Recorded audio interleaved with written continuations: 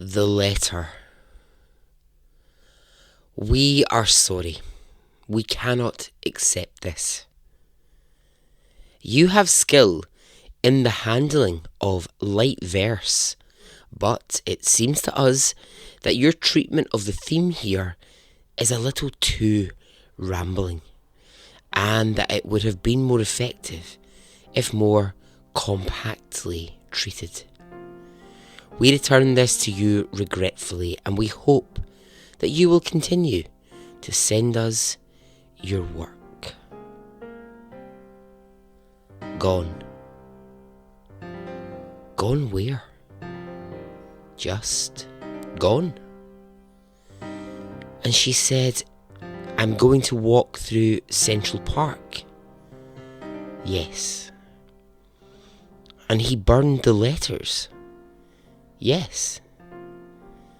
And she was happy. Not sure. So then where is she? Welcome to Extraordinary Stories Podcast.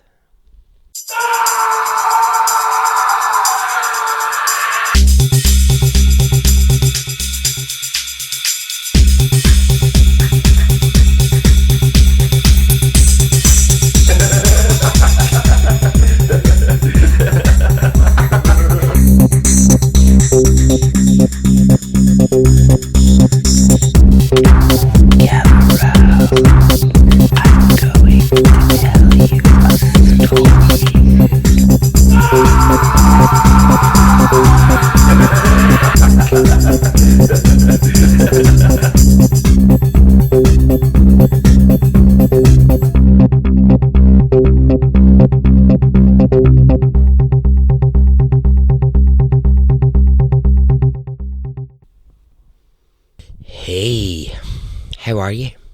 Are you well? Are you good? I am. Alright, well I hope everything's okay wherever you are, wherever you're listening. I'm just going to get straight to extra. And okay, I'll start with some podcast news. Alright, the last episode. Well, here's the headline, folks. It's coming down. I'm going to take that episode down. Now, it won't disappear forever, but I'm going to take it down for a little while, and I'm going to, well, what's the best way to put it? I'm going to do a remix on it, because, you know, I hear you loudly and clearly, and I appreciate and I like your feedback. I really do. I've always said it. You know, the podcast is not about me, it's about you, it's about listeners. And so, yeah, okay, there were a couple of things that need to be fixed. So I had a couple of sound issues with it.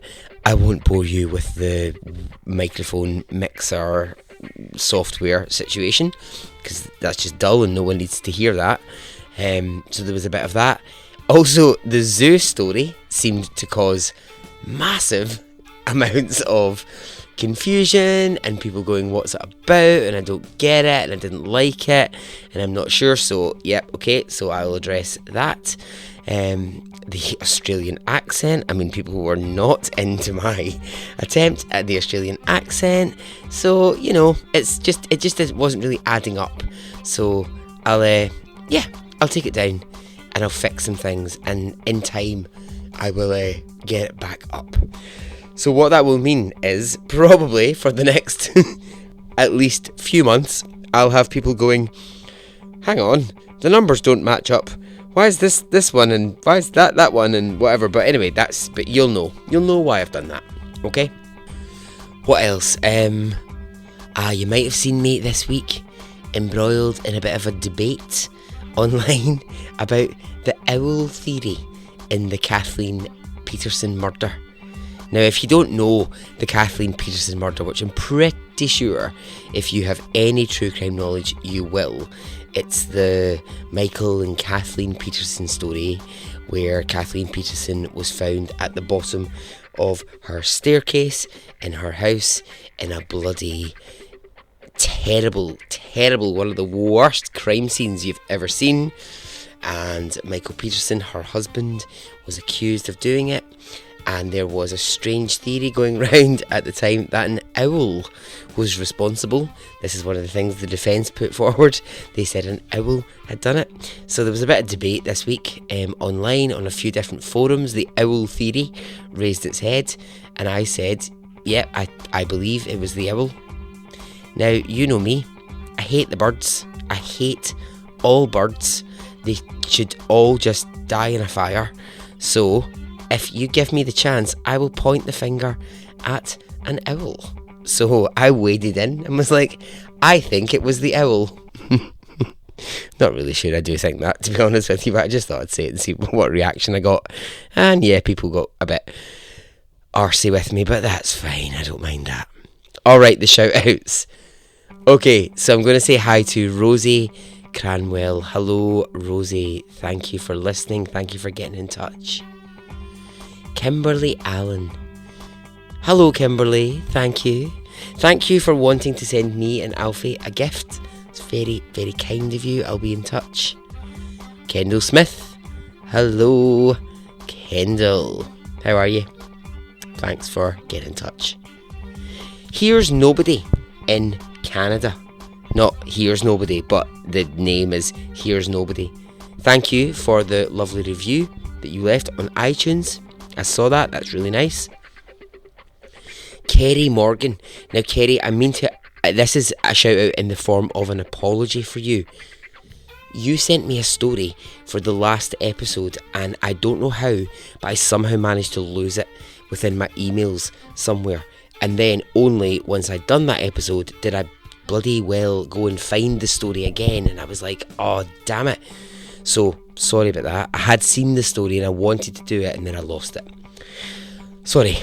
And then lastly, Laura on Instagram, who has now finally caught up with all of the episodes, and yeah, she listens when she's out running or walking the dog. I get worried about people listening to this when they're out running. Well, I think it's just people out running in general makes me nervous, because I don't know. I just in my head, when people send me emails that say, oh, I listen to you when I'm out running, I just always imagine they're in like shady, wooded areas, and I don't know. Anyway, that's just, if you're, I realise actually, I've just said that you may currently be doing that. You'll be fine, you'll be safe, you'll be okay. You'll be alright. Just, if a man comes near you, just dick punch him and get on your way, and scream, shout loud as you can, get out. Okay, well, there we go. That was my public service announcement on how to escape an attacker with a dick punch. Brilliant. Okay, alright. So there you go. Yep, there's the Baz Henderson advice. A swift punch in the dick and keep on running. So, I'm going to be doing a few episodes now around sort of mysterious stories. Stories that, have caused people to stop, scratch their heads and think, what the hell happened here? What the hell is going on? Are you ready?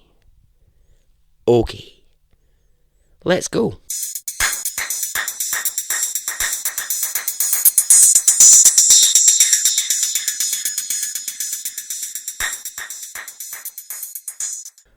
Dorothy Harriet Camille Arnold was born in 1885 in New York.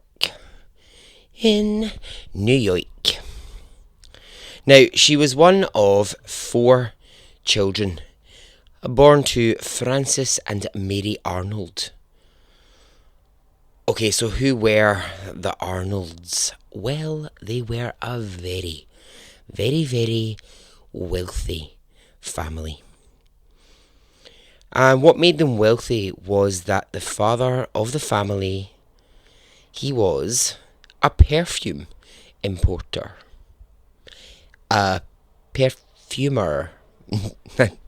Don't think that's what they're called. A perfumery. No, that's not right either. But you know what I mean. He made his fortune from importing perfume from all around the world into New York and selling it at high prices. So the family, they are millionaires. And they're living in Manhattan, in a very, very, very posh part of Manhattan, and in a very fancy home.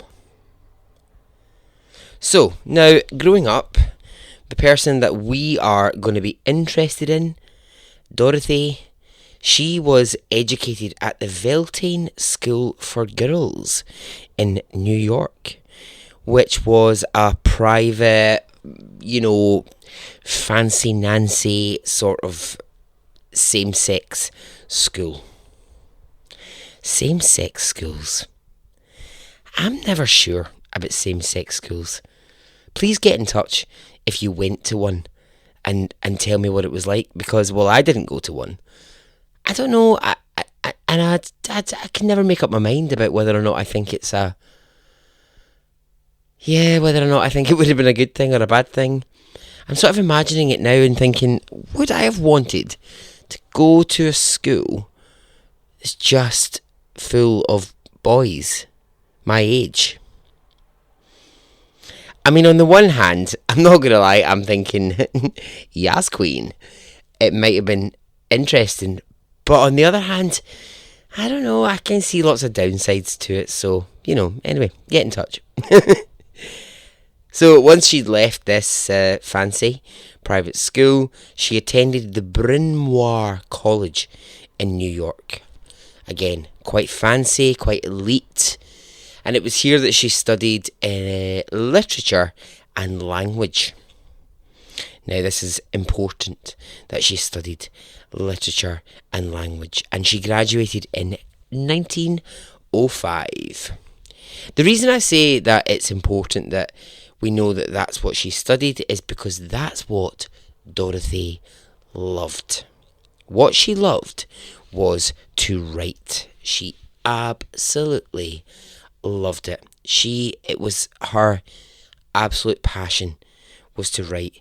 And what she really, really wanted for herself was to become a writer that people knew and that people talked about.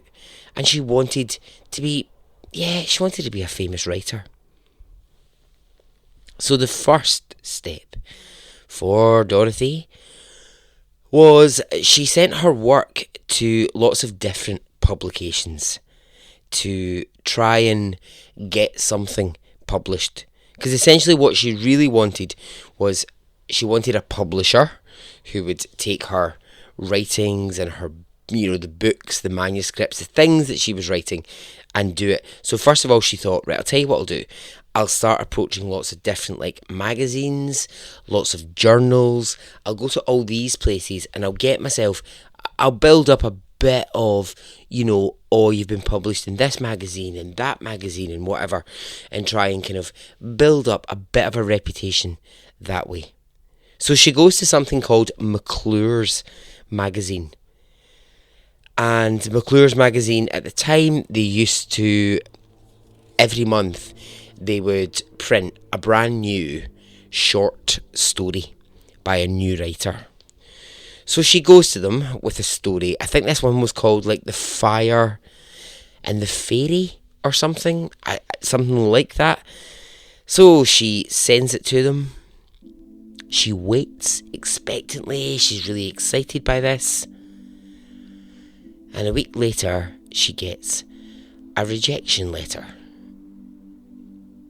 So, getting a rejection letter, now, it annoys her. She's like, oh, okay. I thought you were going to love my story. I thought you were going to publish it. And they don't. But it doesn't put her off. So she tries again. She goes back. She starts another short story. This one's called The Poinsetta and the Female. I mean, lovely titles she's got for her short stories. The Poinsetta and the Female. I love a poinsettia. I bloody love them. Do you know what? I think poinsettias are one of my favourite things about Christmas. I go poinsettia mental I mean, every room of the house has to have a poinsettia. They're normally dead within about a week, to be honest, because I don't really ever water them. But I really love them on the day that I bring them home, and I'm like, oh, how nice does that red plant look in my window? Oh no, it's dead. Well, anyway, so that aside, she submits her poinsettia story to the same magazine, and she gets another rejection. Oh, it's not good. As we in Scotland would say, what a riddy. A riddy is like, oh, you're embarrassed. You've gone red-faced. And this is a proper riddy for Dorothy now. She's been rejected twice by the same magazine.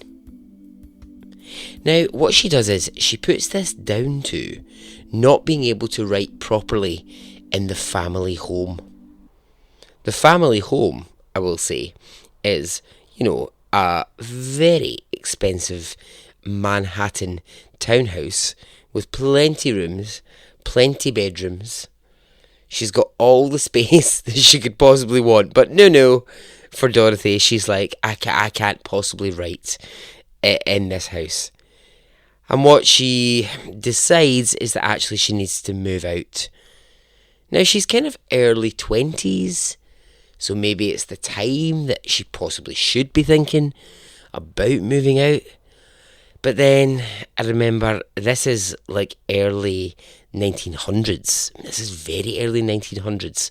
So, females didn't necessarily leave the family home unless they were married. And she's not. So when she goes to her dad, Francis, or Frank, as I like to call him, she says, I want to move out. I'd like to get my own little place in Manhattan. It'll help me to be a better writer. And he says, no. Okay. What he actually says is, a good writer can write anywhere. Now, Dorothy's not thrilled with this because she wanted her own little place. She wanted her independence to go and be able to write. But her dad has said no. There is another reason that Frank, her dad, is not keen on her going out and getting her own little place in Manhattan, and that's because looking at Dorothy's position at the time, she's from a very, very wealthy New York family. She's young, she's a debutante, if you will.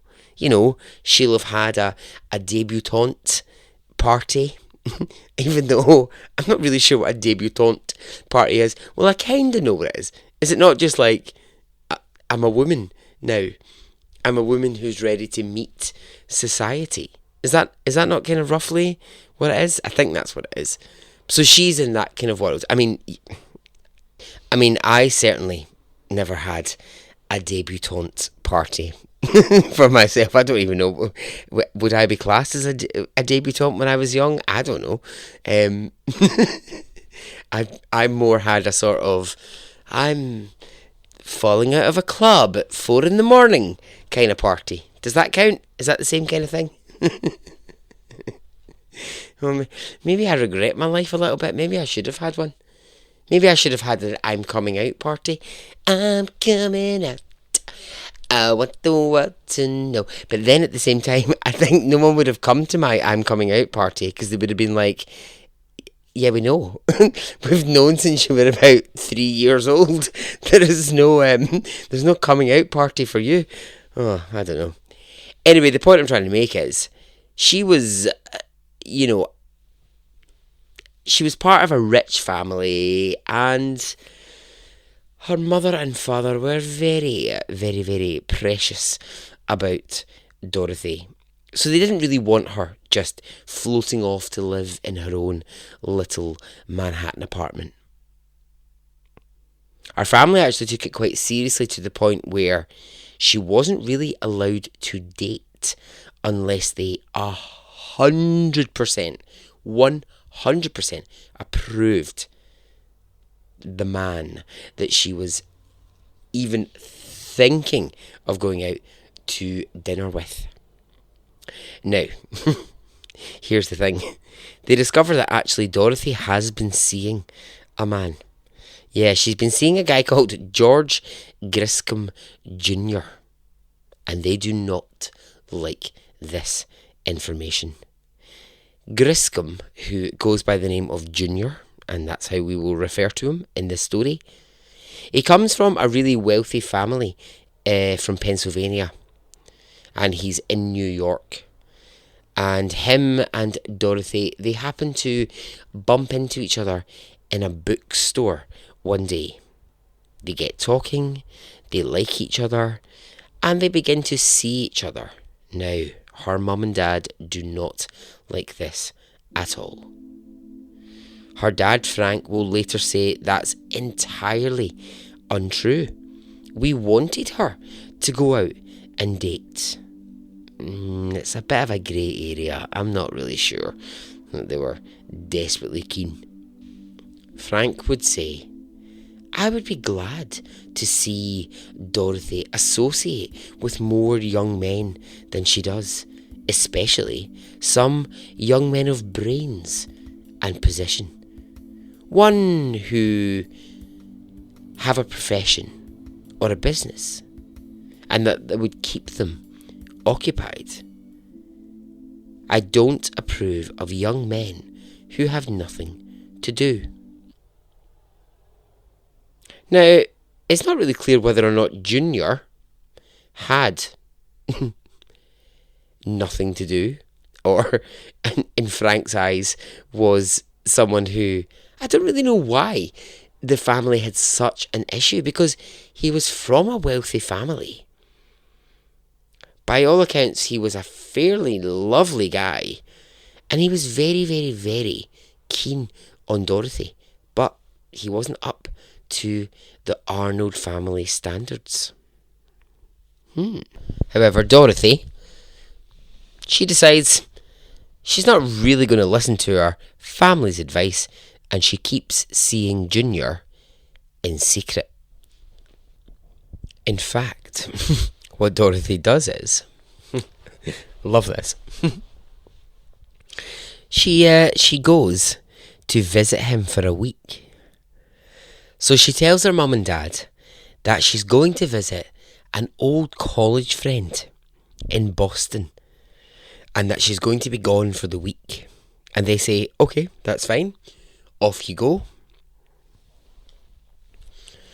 That's not where she's going at all.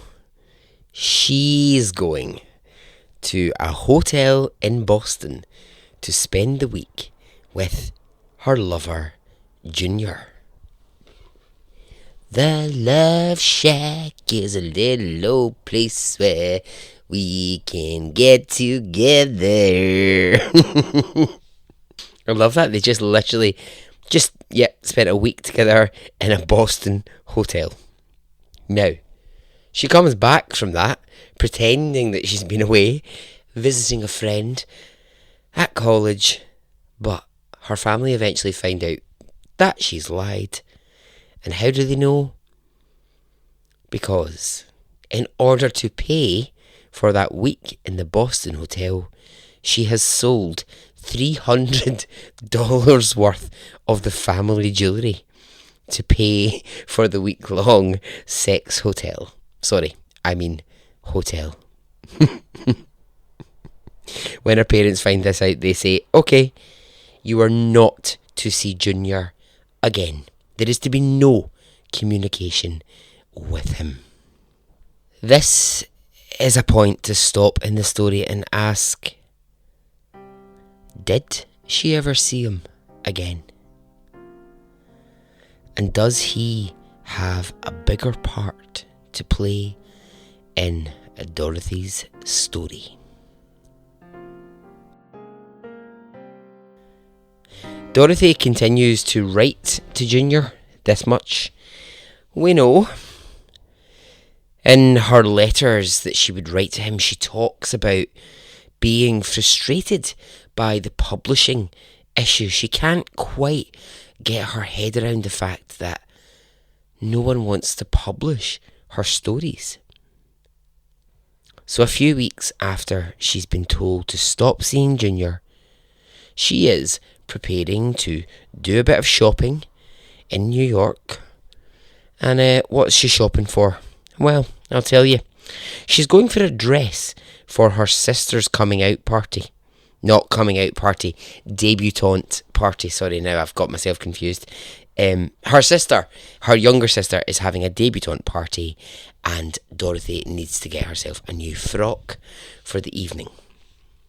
She wants to look all fancy.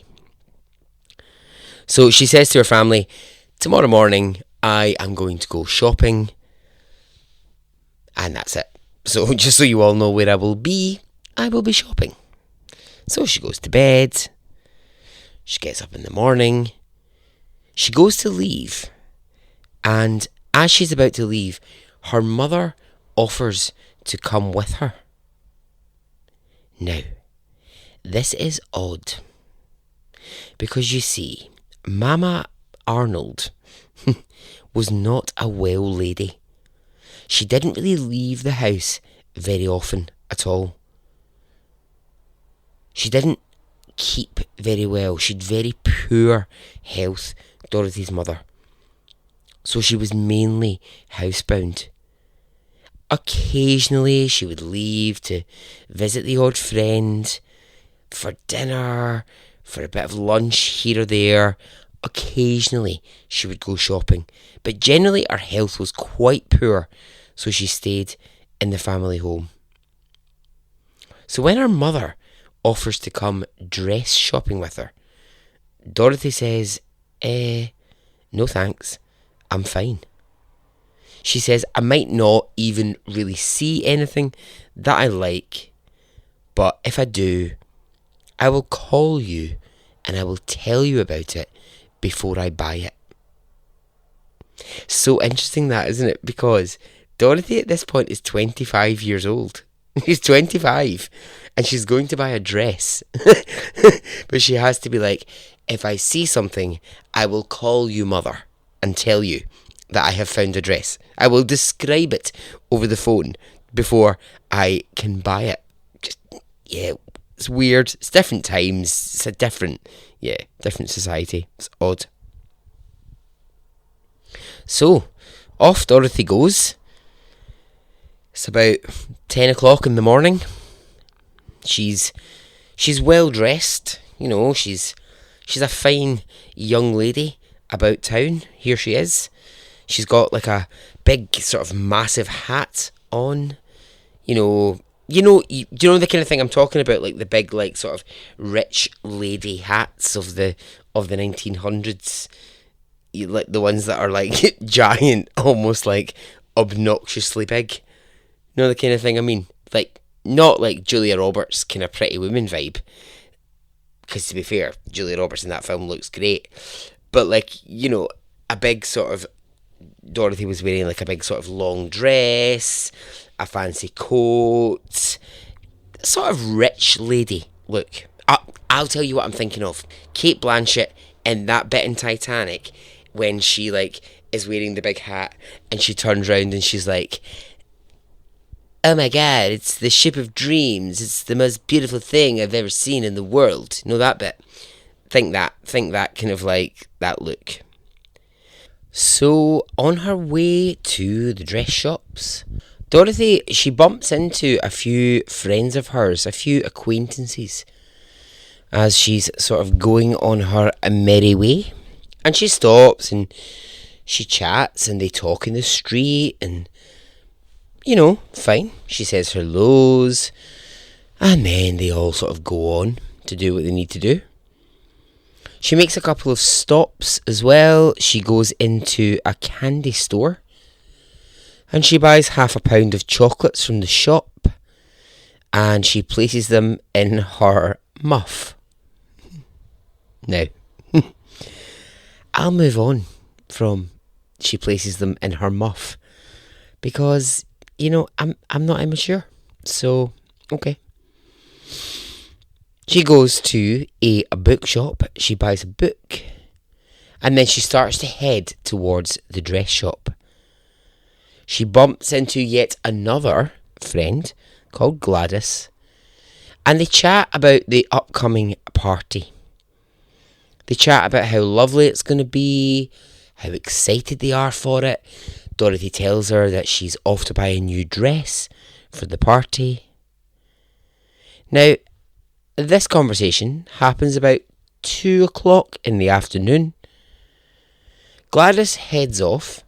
She leaves Dorothy. And Dorothy says, I'm heading to a particular dress store over here.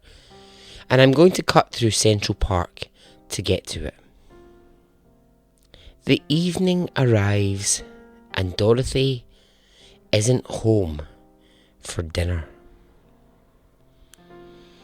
So this alarms her family instantly. Dorothy always made it home for dinner. So, where was she?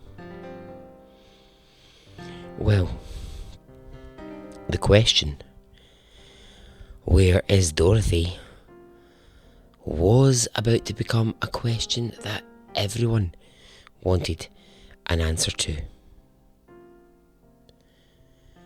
The family, they start to call around friends, other family members, just to see if she was in another person's house. Where could she be? And they can't get any answers. No one has an answer to where is Dorothy. So they begin to get really worried when days pass and Dorothy doesn't come home. So now they're trying to not draw lots of media attention. They're trying to not cause a panic. It's a little bit like the family are trying to just go, okay, something's happened. Dorothy's not come home from that shopping trip. But what we'll do is we'll just go around making our own inquiries. We'll not make a big fuss about it. It's a little bit odd, I think. If I'm really honest, I think it's odd that they're not making a fuss about it. I mean, where the hell has she gone? Where could she be? So this continues. And for the next week and a half, into 2 weeks, Dorothy doesn't come home. Now, suspicions start and questions are starting to be asked. Where is she?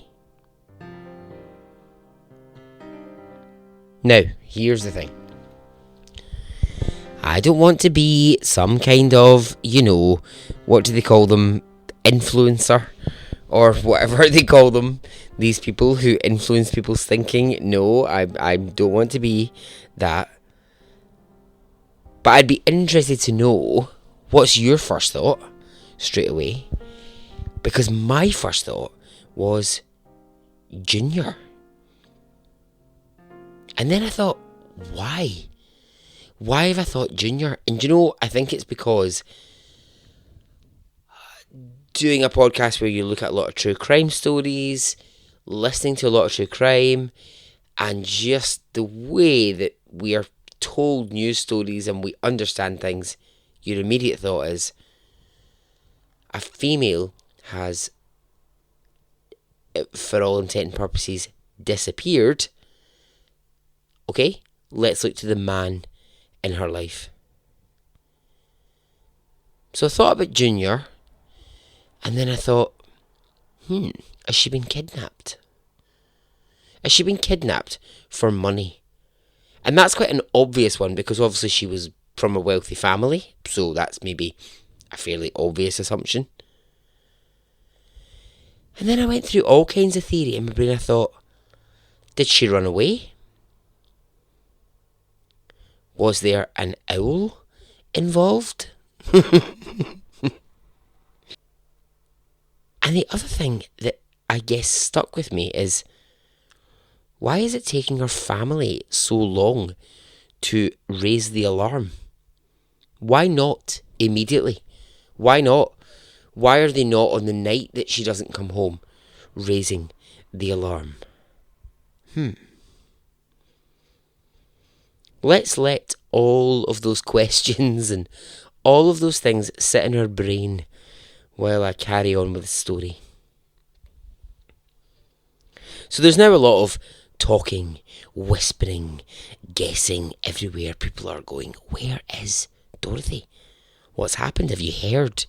Dorothy went out shopping and she never came home.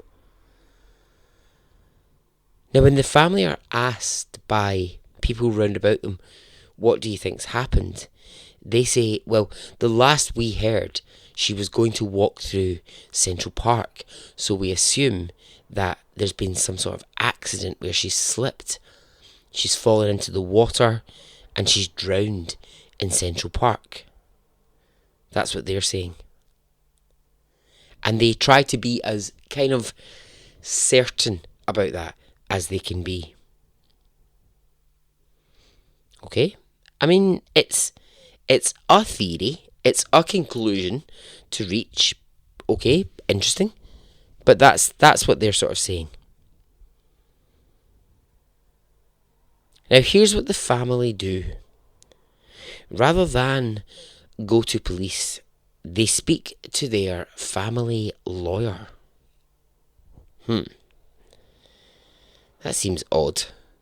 Why the lawyer? Why go to your lawyer if your daughter is missing? I think that's really strange. That's a bit like going, well, yeah, the pipes in my kitchen actually have burst and there's water leaking everywhere. I'll tell you what I'll do. I'll call my gardener. He'll fix it. I just think it's odd. It seems to me weird. So the lawyer stroke detective in the situation, he starts to search all over the city and he starts to look in places like hospitals, morgues, asylums, but there's just no sign of Dorothy. Nowhere. Nothing. Nada. No, senora. No sign of her. After a while, the lawyer suggests to them that they get the Pinkerton private detectives to start looking for her. Oh my God, why don't you just call the police?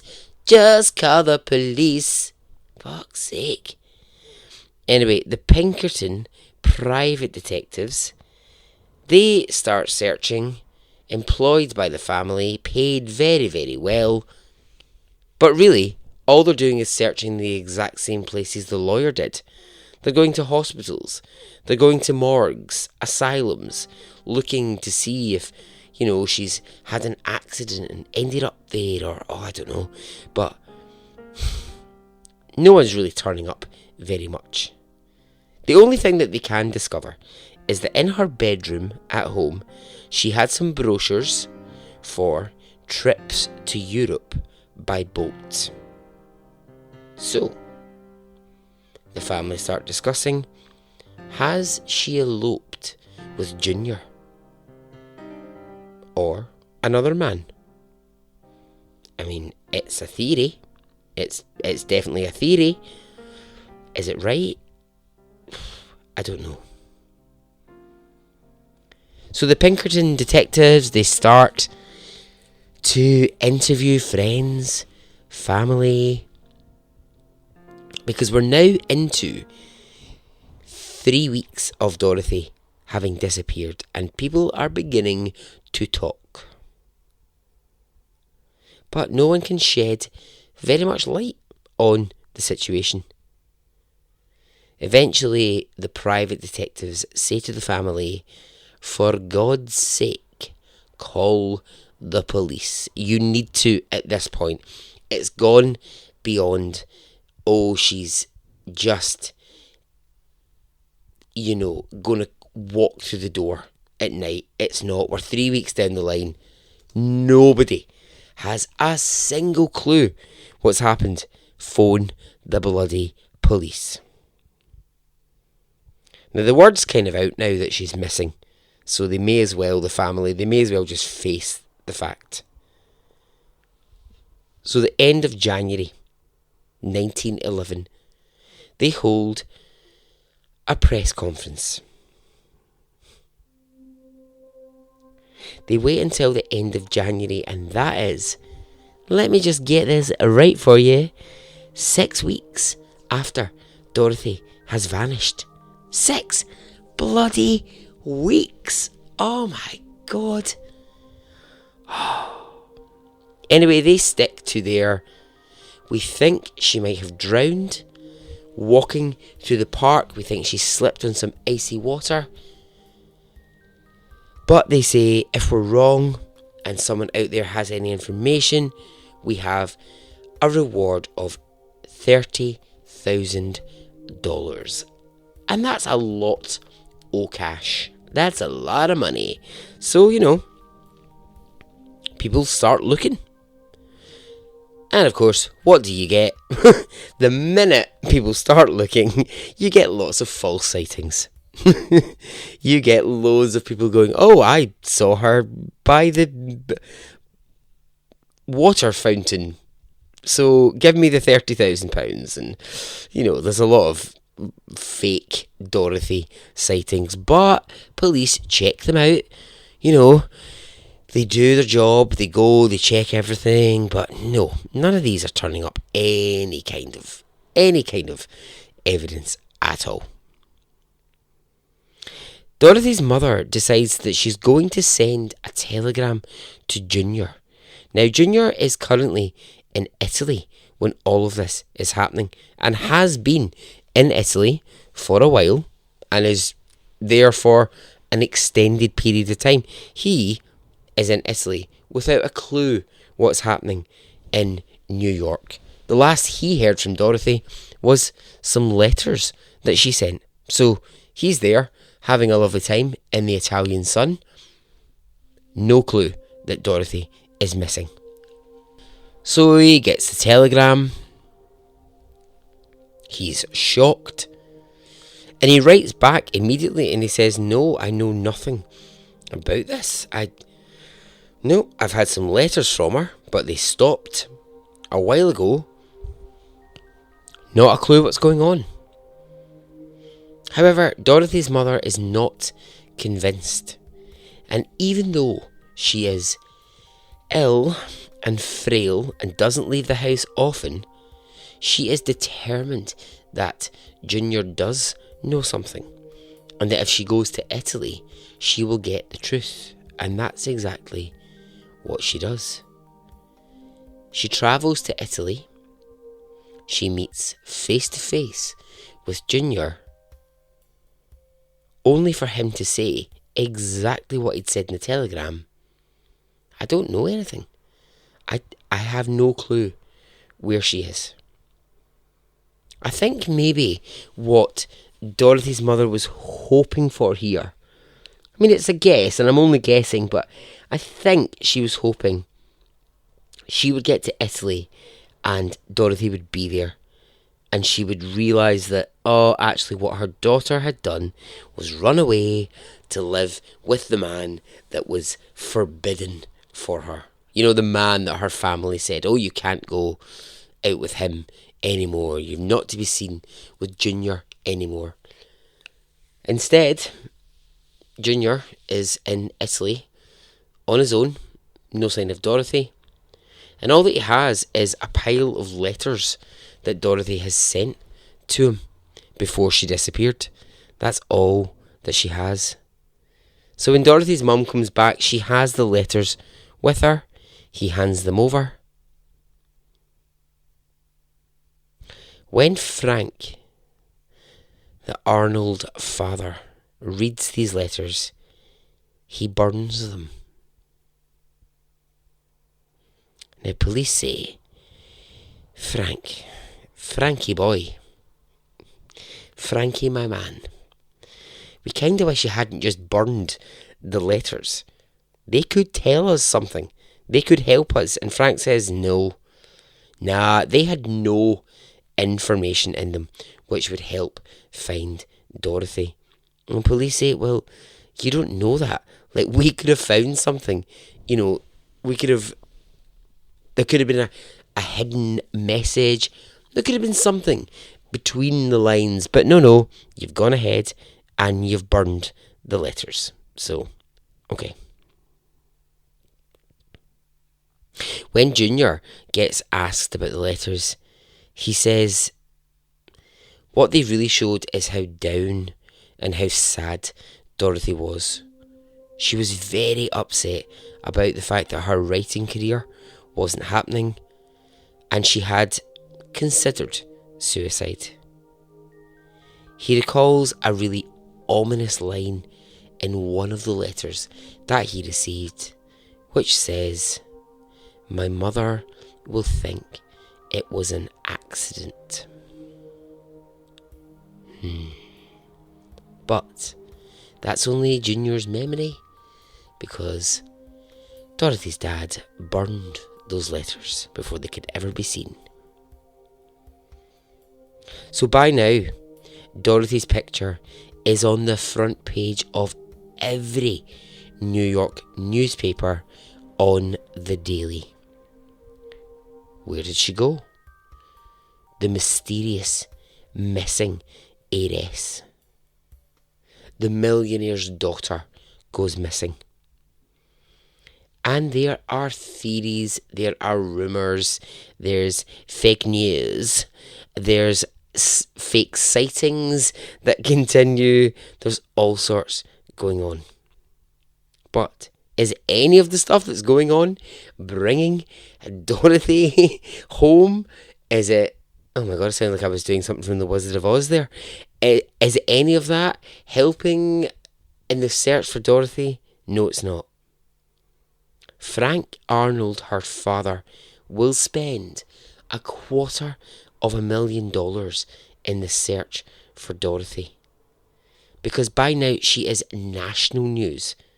And she's daily national news. We're going to come back to that in a minute, because it's interesting in the Dorothy story. But all of this, you can throw all the money you want at it. You can have her face on the front page of every newspaper. Doesn't matter. It's to no avail. Dorothy is not to be found. So Junior, he comes back from Italy. He uses his own money, $100,000. He puts ads in the newspapers. He puts billboards up around New York. And he says, I will marry Dorothy if she walks back into my life right now. But she doesn't. Now, all kinds of batshit crazy starts to happen. A man comes forward and he says, I was paid $200 to bury a female body in an unmarked grave, and I was told her name was Dorothy. Okay, so police investigate this, and when they do, the man, well, he suddenly can't remember where the body was buried, so that all just falls apart. The family, they receive letters that say, I'm fine. Love, Dorothy. And the family say these are fake. These are not her handwriting. These are nonsense. These letters. Absolute rubbish. The family, who have held on so tightly for years to the theory that she drowned in the river, They start to change their tune as the years pass. And the years do begin to pass. We're talking like 6, 7 years down the line. No sighting of Dorothy. The family will say, we no longer think that she drowned. We think that she was kidnapped and possibly murdered the day that she disappeared. When Frank Arnold dies, he leaves nothing in his will for his daughter Dorothy, and he states, I leave nothing to Dorothy because she is no longer with us. Years pass. Years and years, and the theories continue. The story, it seems to just captivate the minds of people. So the most common theories are these. On the day that she disappeared, Dorothy was mugged for her cash and it somehow went wrong. She ended up being killed and was buried somewhere in an unmarked grave. That's one theory. Another is that Dorothy was pregnant with Junior's baby and went that day not to go shopping but to get an abortion, which went wrong, and that she died on the operating table.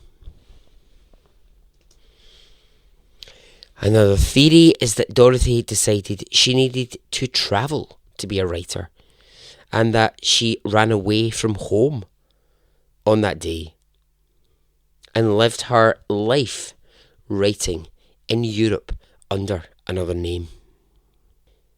Possibly a theory is that Dorothy's family learned of something or someone she was mixed up with, and that they made her go overseas and then had to quickly pretend that they were distraught by her disappearance. Another theory will say that Junior was responsible and that he killed Dorothy that day. They had some sort of altercation, some sort of fight, and it resulted in her death, and that he had her body buried.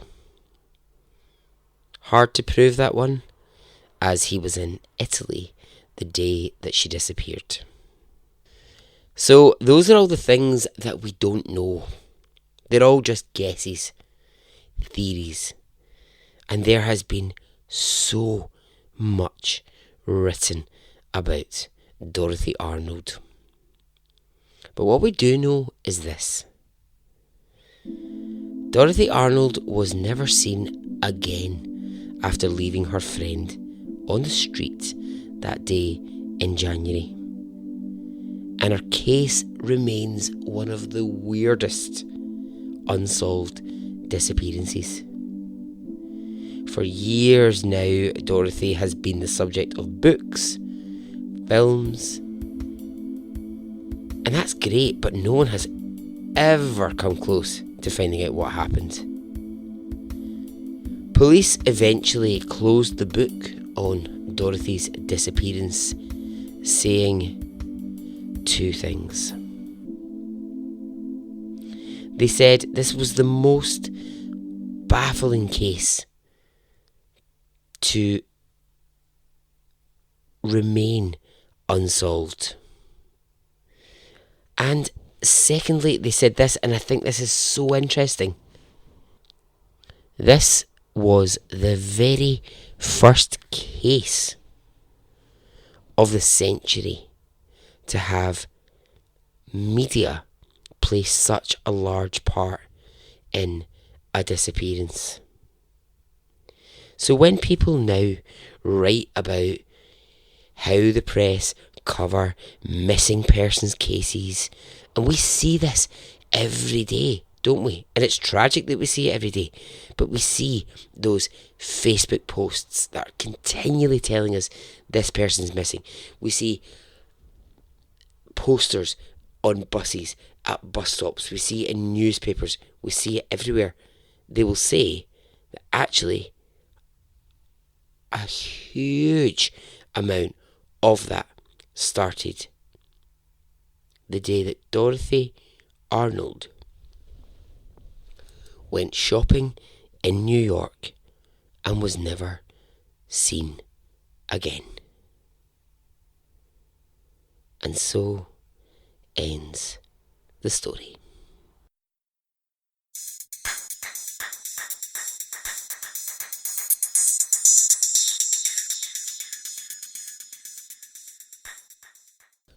Alright then, well, I hope you enjoyed that. Maybe you've got your own theory. I would love to hear it, because I've read them all.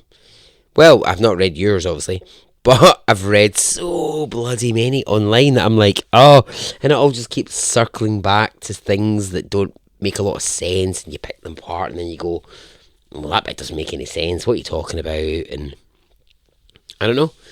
Got a theory? Let me know. Get in touch. Let's see if I've got Alfie here. Let's see if Alfie's got a theory. Let's just see. Alfie, what do you think happened to Dorothy? He's going to stay quite quiet on the matter. What? Sorry, what? What are you saying?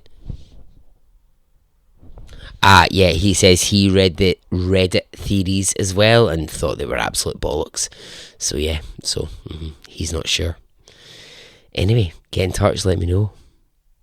Alright, before I go, I'm going to ask for your help. Yes, I am. So, here's the facts. There are a lot more of you than there are of me.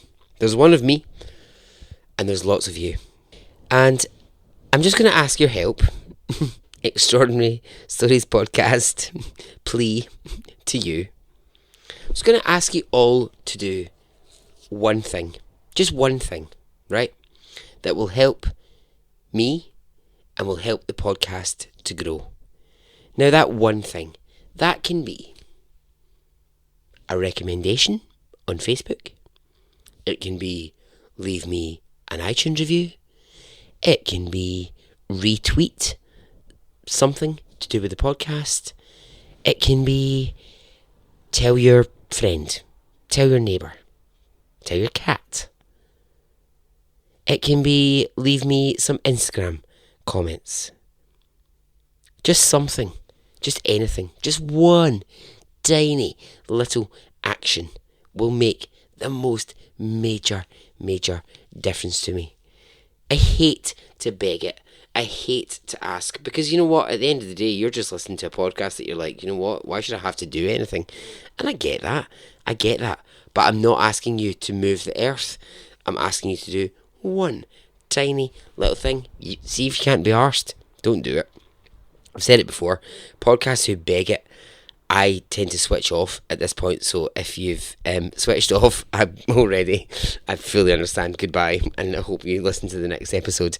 But if you haven't switched off, all I'm asking is just do one wee thing, just one little thing, because you've no idea really, just those one little things, they make a massive difference. You've no idea how many new listeners I'm getting all the time, and how much traction the podcast is getting, and it's purely because of people doing things like, I'm not asking you to leave massive reviews, don't expect you to do that, people are busy, I get this, I get it, I wouldn't take up your time in the world, of course I wouldn't do that. All you need to do is click the wee button with the stars, all you need to do is do a wee share of it on here or there. It's a simple thumb click, it's an action, it's all that I ask. Alright, I'm sorry to end the podcast on such a beggy note. Alright, well, I hope that you have enjoyed this episode.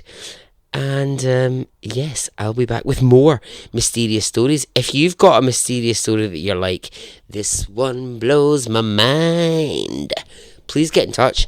Let me know it, because I've got a few. I've got I've got a serious load of like, oh my god, what the fuck is going on?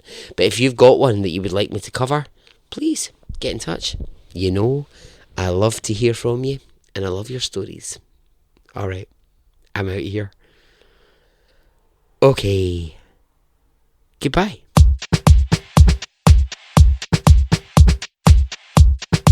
It didn't affect me really one way or the other.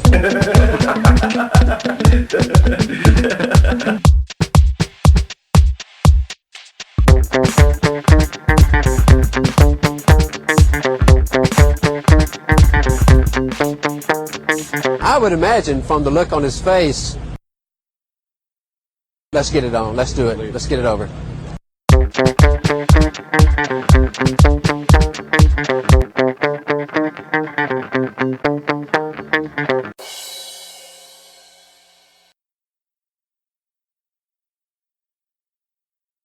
Let's get it on, let's do it, let's get it over.